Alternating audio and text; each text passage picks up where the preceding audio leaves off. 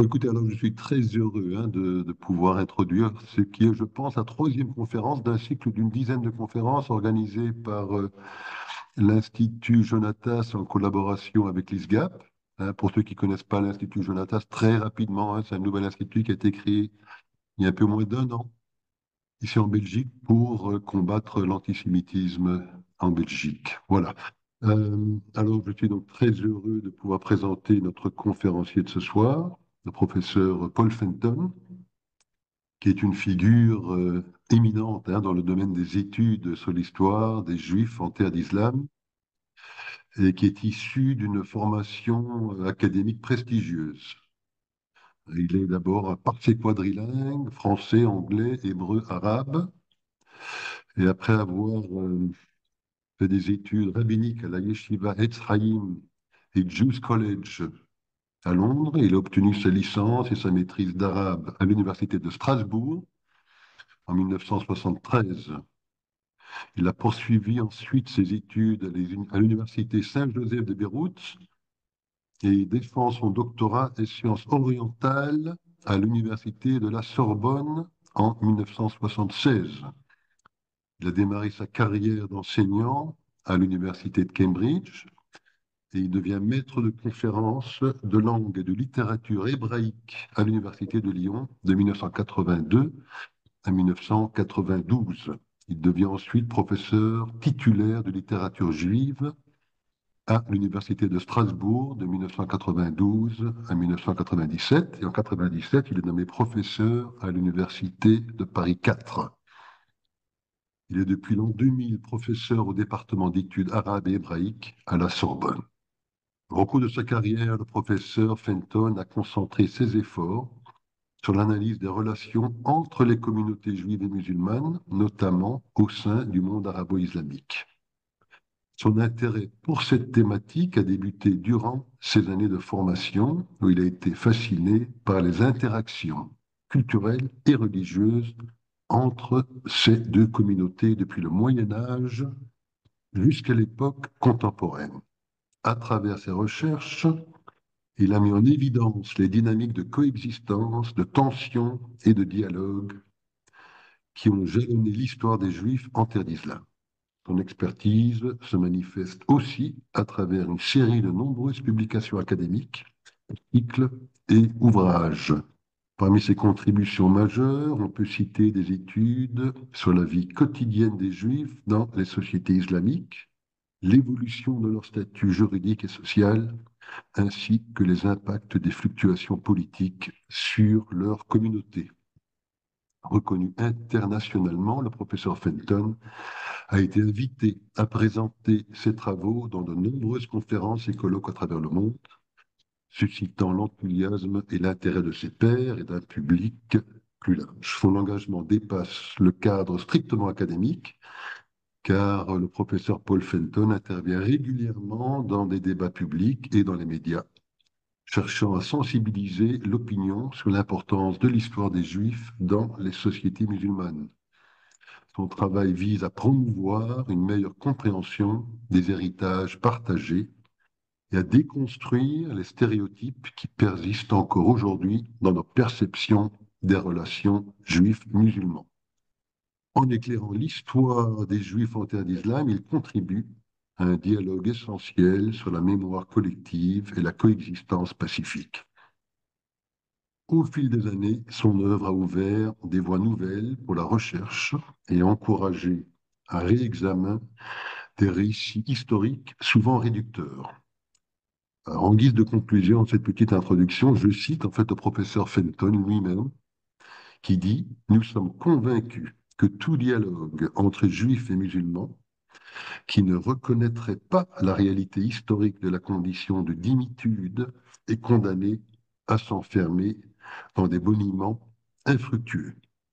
Une vision constructive exige de prendre en considération les écueils de l'exclusion passée afin de bâtir un avenir basé sur l'acceptation de l'altérité.»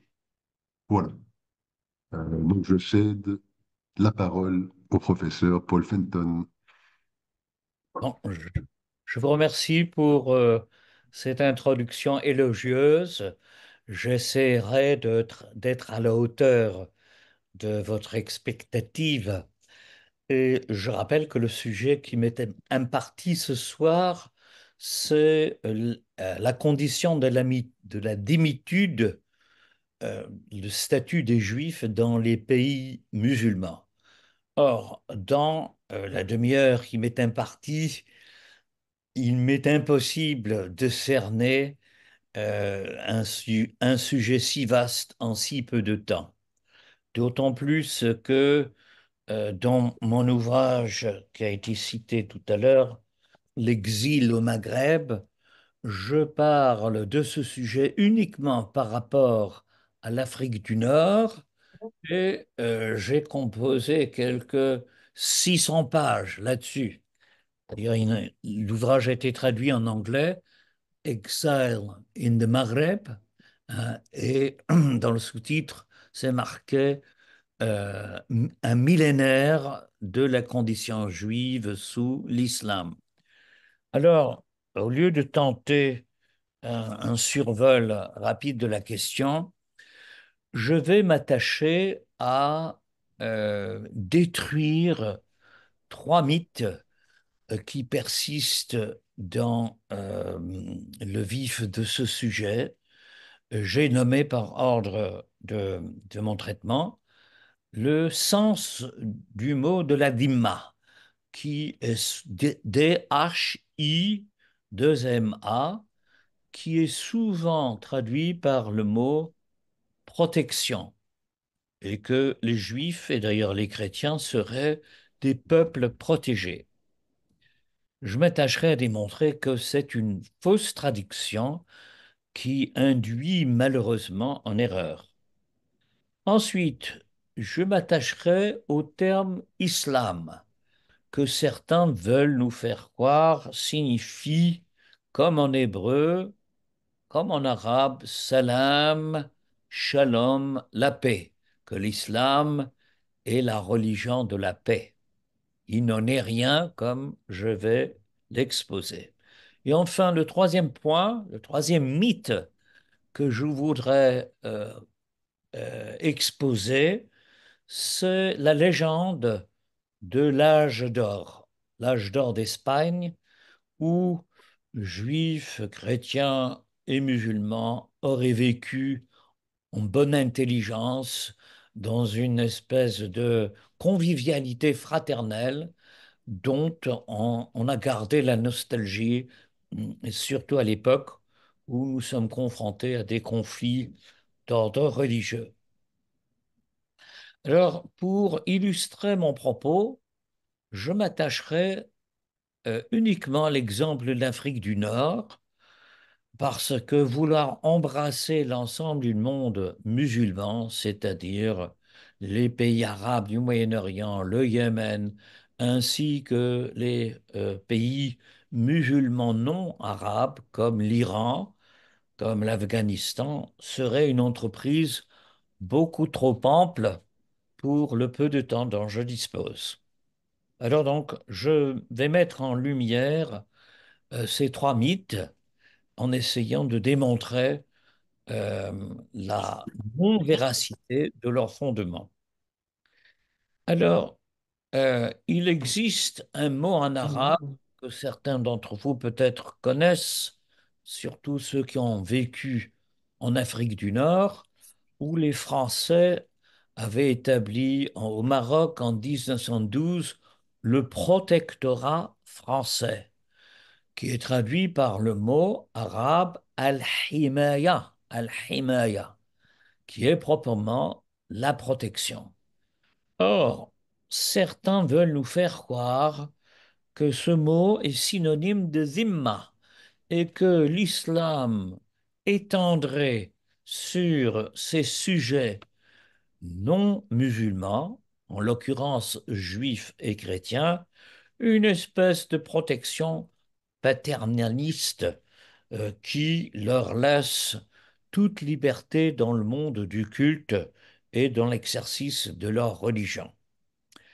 Alors, il n'en est rien, car à la différence de Himaya, qui signifie effectivement protection, le mot dhimma signifie un tribut, une espèce de d'alliance ou de pacte passé entre deux individus ou grâce à un tribut, T-R-I-B-U-T, a tribute en anglais, versé par les premiers, les seconds, les maîtres, les donneraient une protection, un peu comme ce qui passe dans les milieux des mafiosi, ben, l'argent de protection, si on verse les rançons aux mafiosi, son commerce ou sa famille sont protégés par la menace, contre la menace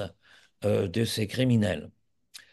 Or, la preuve flagrante que cela est le cas est que le premier traducteur juif de la Bible en arabe, Saadia Gaon, qui a vécu à Bagdad, capitale du monde arabe à l'époque, au Xe siècle, où il est mort d'ailleurs en 940. Donc Saadia Gaon, le premier traducteur de la Bible en arabe, réserve le mot dhimma pour traduire le mot hébreu mas, même samach en hébreu, qui veut dire un tribut, un versement, comme par exemple dans le verset Genèse 49, 15. Il s'agit des bénédictions de Jacob, mais ce verset pourrait très bien s'appliquer aux Juifs sous le joug de l'islam, car il est dit, il a livré son épaule au joug, c'est pas J-O-U-G, il est devenu tributaire. Alors, je vais donner la traduction anglaise tout à l'heure, qui est encore plus claire que la traduction française, mais c'est le mot tribu qui est très important ici, qui traduit le mot masse. Et c'est comme ça que Saadia Gaon a traduit ce mot en zimma en arabe. Donc il ne s'agit pas du tout d'une protection, mais il s'agit plutôt d'un argent qui doit être versé pour racheter le droit à l'existence. En effet, un des grands élaborateurs du système de la dhimma en Afrique du Nord, c'est quelqu'un qui s'appelait Mohammed Ben Abdelkarim Al-Maghili, j'appelle son dernier nom, Maghili, un personnage très important, qui a vécu à la fin du XIVe siècle, pardon, XVe siècle, début du XVIe siècle. Il s'agit d'un clerc, d'un imam, si vous voulez, d'un frère, originaire de Tlemcen, en Algérie, qui s'est mis en route vers le centre du continent africain avec le projet de propager l'islam sur le continent noir. Mais arrivé à un endroit qui s'appelle Tementit, il a pu faire le constat suivant, que les potentats, les souverains locaux, hein, c'était des caïds, avaient à leur service des juifs. On est à la fin du XVe siècle et il s'agit très probablement des juifs et qui ont fui l'Espagne chrétienne et qui se sont réfugiés dans le sud de ce qui est aujourd'hui le sud de l'Algérie, dans une région qui s'appelle le Touat. Or, ça me rappelle un peu euh, cet épisode dans Tevia, le laitier, où les fidèles viennent demander au rabbin quelle est la prière qu'il convient de dire en l'honneur du tsar. Et le rabbin de répondre, ô Seigneur, garde le tsar loin, loin de nous. que ces fugitifs de l'Espagne chrétienne se sont réfugiés d'abord en Afrique du Nord, au Maroc, et ils sont allés le plus loin possible dans un endroit qui s'appelle Tementit, comme je l'ai dit dans le Touat. Or, Al-Merili était ahuri de constater que toute l'administration, tout le commerce était entre les mains des Juifs. Et que, bon, c'était un peu normal, étant donné que les Juifs séfarades, un peu avant si on peut utiliser déjà ce terme à cette époque, étaient des gens très cultivés, qui avaient une longue expérience dans le commerce international, mais ça a fortement déplu à Al-Marili, qui a écrit un traité contre les Juifs. Ahkam ad-Dhimma, Risala fi Ahkam ad-Dhimma, épître sur les Juifs, qui s'étend sur plusieurs pages. Vous pouvez lire ce traité que j'ai traduit intégralement dans l'exil au Maghreb et dans l'Exile in the Maghreb en anglais, où il engage les caïds locaux de Thémentite à expulser des Juifs de cette province et à détruire leur synagogue. Malheureusement, ces prédications sont écoutées religieusement et la communauté juive de Thémentite, qui, je vais l'expliquer dans quelques instants, comptait comme des fidèles d'une très grande élévation, d'une très grande piété. On parle d'ailleurs dans les annales juives d'un royaume juif à Thémentite ont été décimés. Les survivants ont pris la suite et ont pris de nouveau le bâton de l'exil pour s'implanter dans la région du sud de l'Algérie, dans les villes comme Ghardaïa et plus tard une ville qui portera le nom de Colomb-Béchar et les satellites autour de ces communautés qui, jusqu'au début du XXe siècle, concluèrent leur Haggadah avec cette phrase Le Shana Haba Betemantit. Au lieu de dire l'an prochain à Jérusalem, ils récitaient l'an prochain à Temantit, tellement cette tragédie, cette calamité était gravée dans leur mémoire historique donc depuis le 16e, début du XVIe siècle jusqu'au XXe siècle, ça fait 400 ans.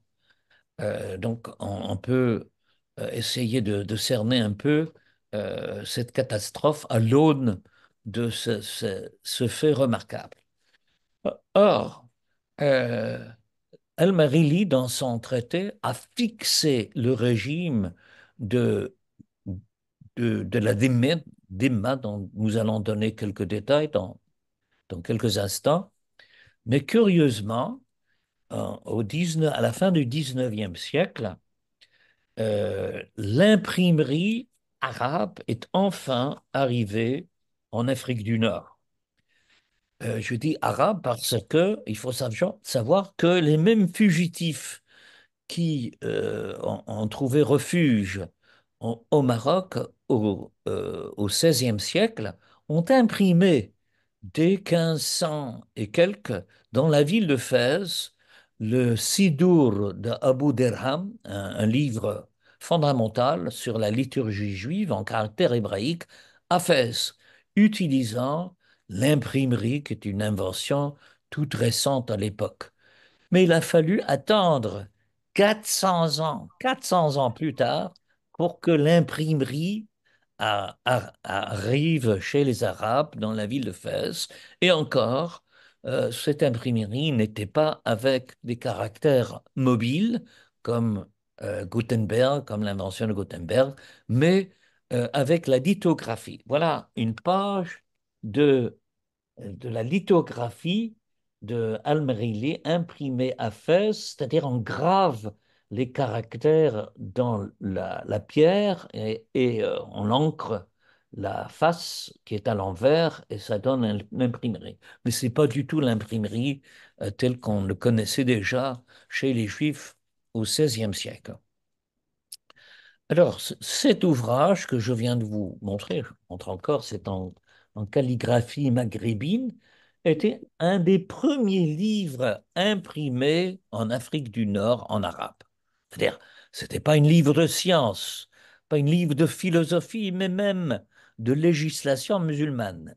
Mais il était urgent, semble-t-il, que les musulmans s'empressent d'imprimer ce qui est en fait un pamphlet profondément antisémite et qui a posé les jalons, posé les conditions de la Dhimma. On peut y lire, par exemple, euh, ce principe de départ. C'est une citation du Coran 9, verset 29.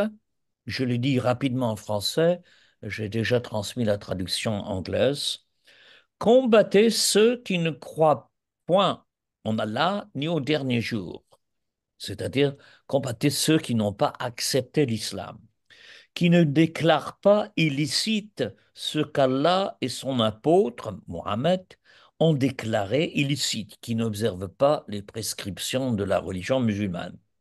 Et à ceux d'entre les gens ayant reçu l'écriture, le terme arabe c'est Ahl el-Kitab, ceux qui possèdent une écriture sainte, l'allusion est aux juifs et aux chrétiens, mais qui ne professent point la religion de la vérité. Qu'est-ce que c'est la religion de la vérité? C'est l'islam, c'est moi qui y commente. Alors qu'est-ce qu'il faut faire avec ces gens-là qui n'ont pas accepté l'islam? Faites-leur la guerre, djihad, jusqu'à ce qu'ils payent le tribut de leurs propres mains, et c'est le terme jizya, qui est justement le tribut que l'on verse pour obtenir cette protection, entre guillemets, de la part du souverain musulman, et alors qu'ils sont humiliés. Wahum saririn en arabe. C'est-à-dire que la remise de ce tribut doit être un point d'humiliation pour les juifs et les chrétiens qui doivent le verser par la suite. La loi musulmane précisera qu'il doit être versé annuellement au cours d'une cérémonie au cours de laquelle le juif et le chrétien doivent recevoir un coup de poing sur le front pour leur signifier, et là c'est l'interprétation d'Al-Maghili, que en vérité, ils auraient dû être mis à mort, mais puisqu'ils versent ce tribut par lequel ils reconnaissent la souveraineté de l'islam, on leur laisse la, la liberté de pratiquer leur religion, de maintenir leur religion. Cette prescription était très probablement due au départ au fait que Mahomet n'était pas à la hauteur philosophique et théologique de mener des discussions avec les juifs et des chrétiens, parce que, comme vous le savez, et pour l'islam c'est un point d'honneur, il était analphabète. Il ne savait ni lire ni écrire. Donc il a laissé la liberté aux juifs et aux chrétiens à condition qu'ils reconnaissent la supériorité de l'islam et puis on les laissait tranquilles à condition qu'ils versent cette jizya, cette Tu regardes? capitation, Tu goûtes? Je cette vais mettre capitation, cette capitation. des juifs, c'est pas fait. Au microphone, s'il vous Hein? plaît. C'est les Et donc, il devait verser cette capitation annuellement et dans la législation, il s'agissait d'une somme assez forte qui représentait, d'après les historiens, un tiers du revenu annuel de chaque juif dans les pays musulmans. Alors, quelques-unes des conditions, mais je vois que le temps avance. Les Juifs n'ont pas le droit de construire des synagogues nouvelles. Les anciennes doivent être laissées en état délabrement si, s'ils tombent en désuétude. Le juif n'a pas le droit de porter d'armes, n'a pas le droit de chevaucher des chevaux, animal noble aux yeux des musulmans. Il ne devait pas, il devait porter une mise vestimentaire distinctive afin que leur identité soit discernable aux yeux des musulmans qui ne doivent pas les accoster en leur disant Assalamu alaikum, que la paix soit sur vous. Ils n'avaient pas le droit d'apprendre l'écriture ou d'utiliser l'écriture arabe, n'avaient pas le droit de vendre du vin, n'avaient pas le droit de faire une montre publique de leur culte à l'extérieur de leur lieu de culte, justement.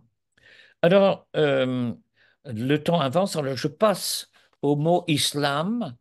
Comme je vous ai dit en guise d'introduction, il y a un mythe qui court et qui est soutenu par des apologètes en disant que l'islam, c'est, comme l'indique la racine de ce mot, salam, c'est la religion de la paix et de l'amour. Il n'en est rien. Le terme islam, effectivement, de la racine salam, mais qui n'est pas comme en hébreu shalom, mais shalem, qui veut dire intègre, comme dans l'intégrisme. Et nous avons une première occurrence de ce verbe dans le Coran, chapitre 37, verset 103. C'est une reprise de la dictature du fils d'Abraham. Je dis fils d'Abraham et non pas Isaac, parce que l'identité du fils qui est voué au sacrifice humain n'est pas révélée dans le Coran. Il plane un doute. Euh, il, il semblerait que primitivement, les commentateurs musulmans ont reconnu que ce fils était Isaac, mais que par la suite, l'option s'est portée en faveur d'Ismaël, et pour cause, parce que il est dit que Abraham et son fils se sont soumis à la volonté divine. Aslama. Ils sont devenus des premiers musulmans. Et effectivement, dans l'islam, on considère que qu'Abraham était un musulman avant la lettre, et c'est pourquoi l'idée de laisser cet islam à Isaac et sa descendance israélite est insupportable pour la tradition musulmane qui a transféré ce mérite, hein, qui a entraîné la bénédiction d'Isaac euh, dans le récit biblique, selon le récit biblique, sur Ismaïl dans le récit musulman. J'en viens très rapidement, et je m'en excuse, à mon dernier point, c'est le mythe de l'âge d'or d'Espagne, l'âge d'or de l'Andalousie.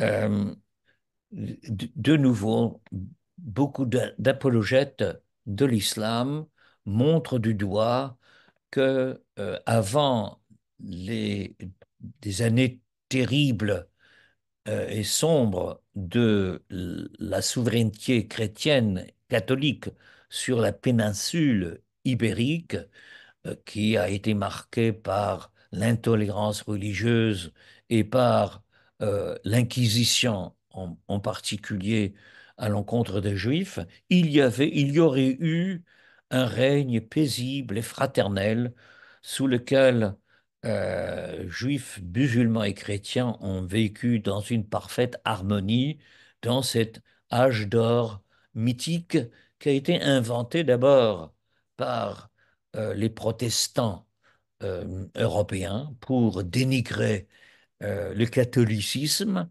et son caractère rigide et intransigeant face au libéralisme protestant avant d'être repris par des juifs qui, à la lumière euh, de la productivité intellectuelle et littéraire des juifs de Sepharad, de l'Espagne musulmane, ont vécu un âge d'or eux aussi. Or, il faut préciser que si âge d'or il y a eu effectivement, c'était un âge d'or en termes juifs intérieurs au judaïsme.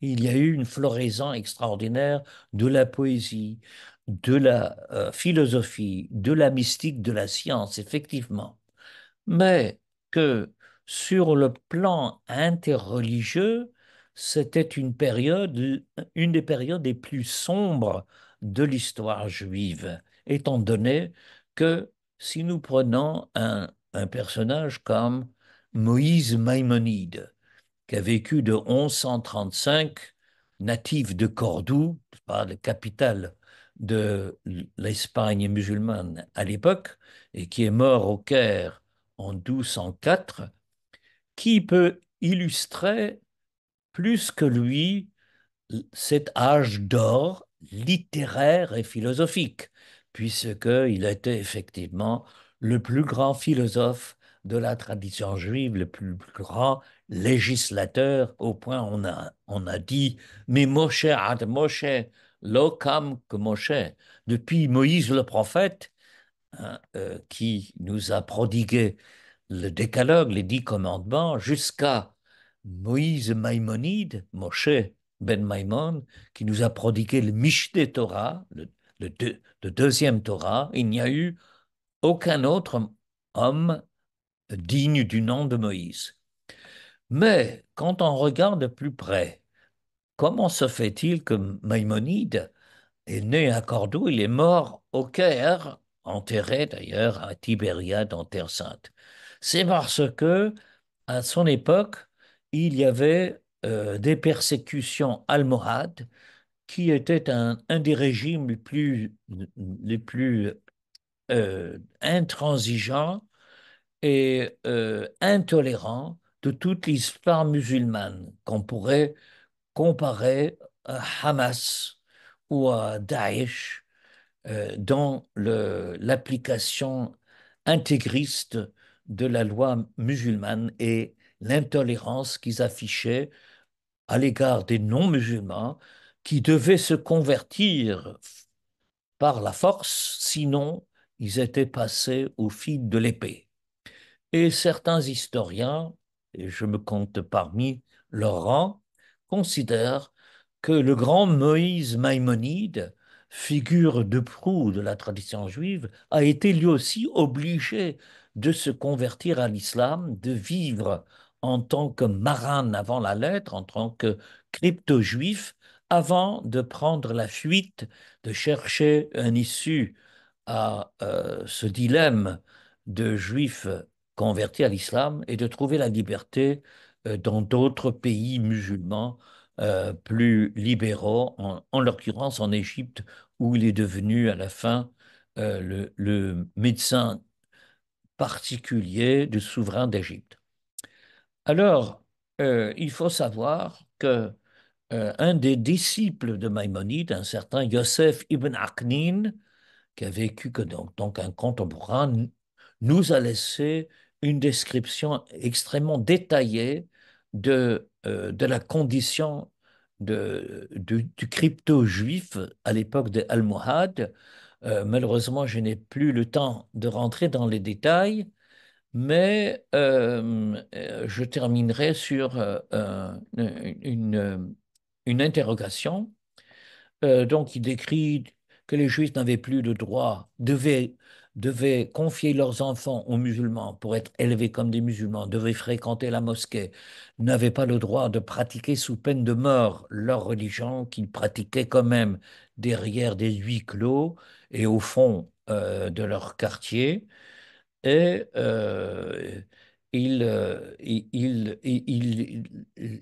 il s'étale longuement sur la mise vestimentaire qui était imposée aux Juifs, qui devait porter la couleur noire et qui devait avoir une façon de s'habiller qui les exposait au ridicule de leurs voisins musulmans. Or, je n'ai pas le temps d'illustrer cela maintenant, mais cette mise, ces vêtements distinctifs ont perduré jusqu'au XXe siècle chez les Juifs du Maroc, depuis le Haut Moyen Âge et l'époque de Maïmonide et Ibn Akhdin, d'une façon euh, ininterrompue. Vous pouvez consulter des images des Juifs marocains qui sont drapés de tissu noir dans leur djellaba à la différence des musulmans qui étaient habillés de blanc. Les Juifs n'avaient pas le droit de s'habiller ainsi à l'extérieur du Mellah, ne devaient pas porter le tarbouche rouge, bien que ce soit le, de mise dans les festivités marocaines aujourd'hui, la henna, etc. Les Juifs étaient astreints à porter le tarbouche noir. Or, et c'est mon dernier mot, quelques générations après, justement lors de la première inquisition catholique contre les Juifs en Espagne, un certain Moshe Lahmi écrit dans son Sefer Hamoussar que nous vivons actuellement ces persécutions telles qu'elles avaient été euh, euh, décrites par Yosef ibn Akhdin à l'époque des Almohades. C'est-à-dire que pour un juif espagnol du XIVe siècle, on revivait à l'époque de l'Inquisition chrétienne ce qu'on avait déjà vécu à l'époque de l'Inquisition musulmane. Et mon interrogation est-ce que finalement la démitude et l'inquisition musulmane n'étaient pas un modèle pour ce qu'est devenu par la suite les terreurs de l'inquisition catholique de l'Espagne. Je vous remercie pour votre écoute. Nous avons une vingtaine de minutes pour vos questions.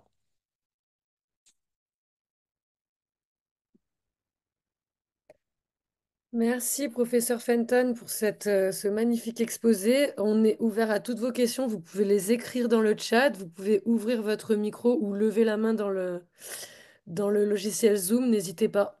Merci. Alors, moi, je visionne pas le chat parce que j'ai peur de perdre l'écran. Alors, si Je vous suis voulez votre assistante, je vous récapituler cette dirai. question. Je vous Merci beaucoup. dirai. Donc, les questions peuvent avoir un trait avec ce que je viens de dire, ou si vous voulez poser des questions d'une manière plus générale sur les rapports entre judaïsme et islam, et dans l'ensemble des pays que j'ai énoncés, hein, je connais aussi l'histoire des Juifs en Iran et dans les pays arabes du Moyen-Orient. Moi, j'ai une question. J'ai toujours une question, en fait. Oui, je vous en prie. Je voulais savoir si le statut de dhimmi, il a cessé simultanément dans l'ensemble du monde arabo-musulman ou, ou pas. Non, alors, euh, et on peut distinguer, si vous voulez, en gros, deux grandes étapes. C'est l'Empire ottoman qui avait tissé des relations commerciales avec les puissances occidentales, les puissances européennes, et qui comptaient des comptoirs commerciaux en terre euh, ottomane, qui ont fait pression sur le gouvernement euh, turc à l'époque. On est vers 1850 pour alléger d'abord surtout la condition des chrétiens dans l'Empire ottoman, mais du coup, les Juifs étaient inclus dans ce qu'on appelle les Hatti Humayyin, c'est-à-dire une première euh, euh, évolution, une première abolition de la condition, en principe, de la condition dhimmi telle qu'il avait été vécu dans l'Empire ottoman depuis le XVe siècle. Or, changer les mentalités, changer les habitudes du jour au lendemain est une chose impossible. Et l'Empire ottoman a mis plusieurs décennies, plusieurs générations à réaliser cette égalité en principe, en fait, assez relative des non-musulmans par rapport aux musulmans. Ensuite, le colonialisme, c'est-à-dire l'incursion des puissances occidentales, euh, l'Empire britannique pour ce qui est de l'Inde, Pakistan, l'Égypte et la Palestine, hein, entre le 19e et 20e siècle, a aboli en principe la dhimma, introduit un régime beaucoup plus libéral en consonance avec l'émancipation qui avait été déjà engagée dans les pays européens. Pour les Français, c'est évidemment l'Afrique du Nord, le Maroc, l'Algérie depuis 1830 la conquête de l'Algérie avait aboli en principe la dhimma, et le Maroc en 1912. euh, la Libye, c'est le régime italien qui a aboli la dhimma.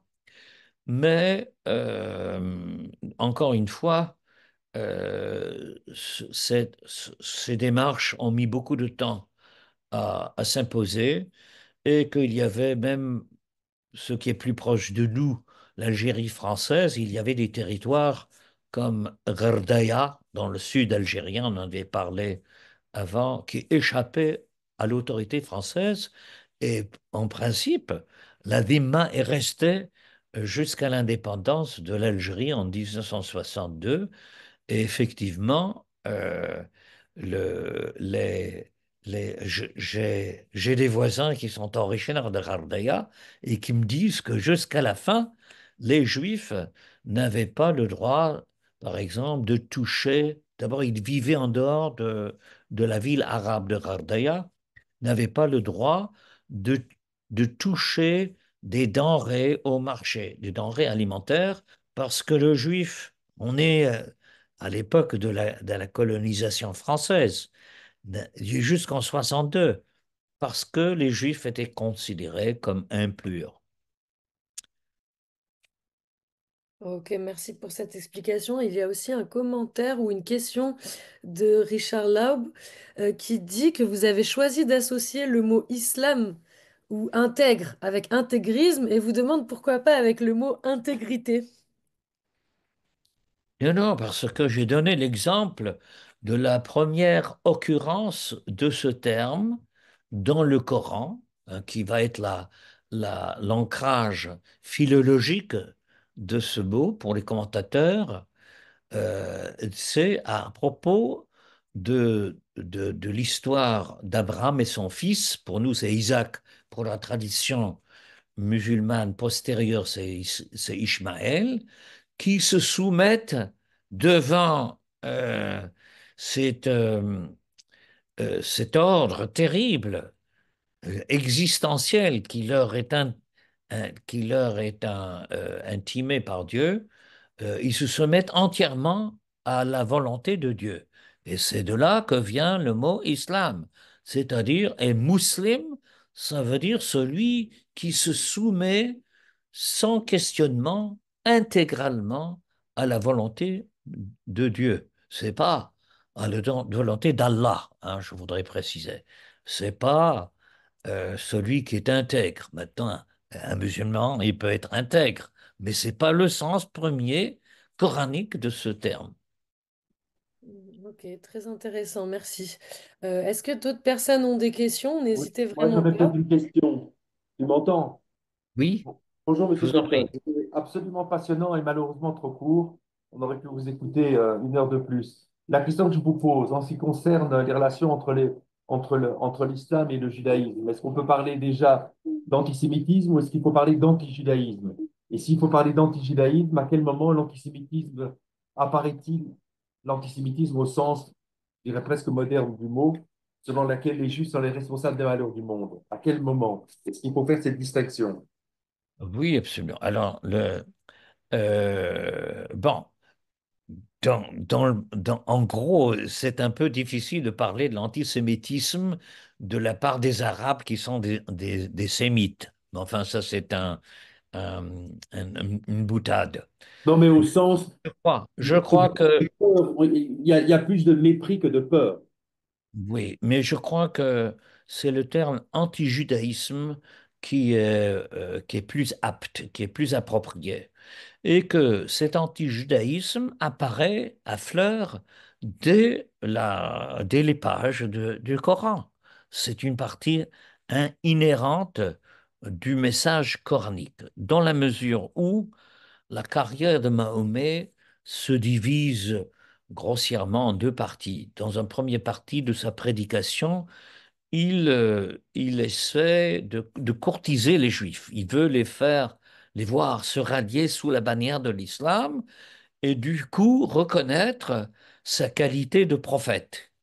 Et lorsqu'il se rend compte, après 2 ans de combat, 2 ans d'efforts déployés pour convaincre les Juifs que ceux-ci n'entendent pas les choses de la même manière, hein, s'il avait fait ses devoirs, il aurait compris que il n'y a nul n'est prophète en dehors du pays, hein, pour reprendre le dicton français, nul n'est prophète dans son pays, il ne peut pas y avoir de nouveau en dehors de Eretz Israël. Or, l'Arabie, c'est pas Eretz Israël, et les Juifs n'allaient pas reconnaître un homme analphabète comme un prophète, puisque, comme le dit Maïmonide, les trois ingrédients de la prophétie, d'avoir un caractère irréprochable, d'avoir une intégrité morale et d'être un sage. Or, Mahomet n'a pas un très bon score sur ces 3 points. Il réalise que les Juifs ne vont pas l'accepter, il, il change la direction de la prière de 180 degrés. Désormais, il fait dos à Jérusalem, il fait dos à la tradition juive et il s'engage dans une diatribe foncièrement anti-juive, hein. On n'a pas besoin de chercher dans la littérature moderne des relents de l'anti-judaïsme, c'est déjà présent dans le Coran et sera développé dans le hadith et sera concrétisé à partir du XIVe siècle par le fiqh, par la législation musulmane qui élabore des manuels entiers, Ahkam al-Yahoud, c'est-à-dire Hilchot Yehudim, les lois qui doivent être imposées aux Juifs. Nous n'avons pas de pareil dans notre tradition. Nous n'avons pas Hilchot HaGoyim, comment les Goyim doivent se comporter par rapport à nous, comment on doit se comporter par rapport aux Goyim. Al-Merili, dont j'ai parlé, représente le sommet de cette évolution depuis le XIIIe siècle et qui va rester euh, figé jusqu'à l'époque du colonialisme, jusqu'à la fin de la démitude. Voilà, on touche à la fin de... Alors, je Il y vois a qu'il y a un une autre question dans message. le chat. Est-ce que vous avez encore quelques minutes pour répondre à un dernier message? Encore 4 Une minutes. dernière Oui. question? Donc, Monsieur Adjami on trouve dans le Coran des passages très négatifs, voire anti-juifs, primaires contre les juifs. Il y a aussi des passages qui sont très élogieux sur les juifs. Comment répondre à ceux qui citent ces passages pour prouver le respect des musulmans et des gitans envers les juifs. Alors, l'explication de cette dichotomie apparente est dans ce que je disais tout à l'heure, à savoir qu'il y a eu euh, deux phases dans la carrière, dans la prédication de Mahomet. Une première période où il a essayé d'attirer les Juifs en faisant d'ailleurs des concessions, en adoptant quelques pratiques juives, pas le temps de développer, mais disons, pour un exemple, l'alimentation halal est modelée, c'est le modèle, c'est la cacheroute juive, etc. Et donc, pendant cette période dite médinoise, on trouve dans les sourates composées à cette époque, effectivement, des énoncés très favorables envers les Juifs qui sont considérés comme une nation de rois et de prophètes. Hein, je cite le Coran. Mais après que Mahomet se rend compte qu'il n'arrivera pas à convaincre les Juifs, là, il adopte une attitude très négative. Et c'est là on va trouver dans les sourates mecquoises, une fois qu'il est réinstallé à la Mecque, des énoncés les plus véhéments, les plus virulents à l'encontre des Juifs. Maintenant, euh, si on veut ouvrir un dialogue avec les musulmans, je pense que il faut mettre l'accent sur les choses favorables qui ont été dites à l'égard des Juifs et de retrouver cette, ce rapprochement qu'il existait au premier temps de l'islam et par le même coup trouver par les influences du judaïsme sur l'islam ce que nous avons en commun et non pas les choses qui nous séparent.